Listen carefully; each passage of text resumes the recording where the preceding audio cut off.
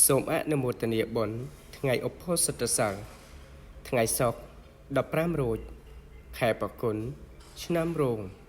ឆស័កពុទ្ធសករាជ2568ត្រូវនៅថ្ងៃទី28ខែមិនិនាឆ្នាំ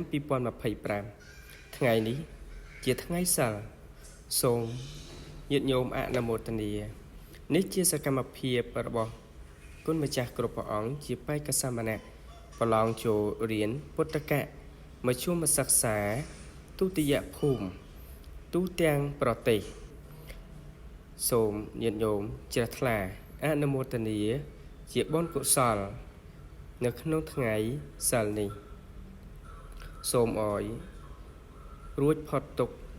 ទាំងពួងសូមអនុមោទនាជាពិសេសសូមប្រគេនពរចំពោះលោកម្ចាស់គ្រប់ព្រះអង្គ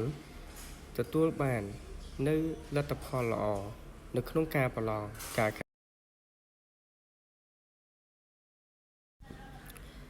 ខិតខំប្រឹងប្រែងការព្យាយាម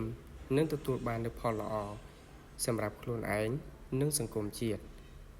ការខិតខំប្រឹងប្រែងការយកចិត្តទុកដាក់ការឧស្សាហ៍ព្យាយាមគឺជារឿងដ៏ល្អប្រពៃសម្រាប់ជីវិតរបស់ខ្លួន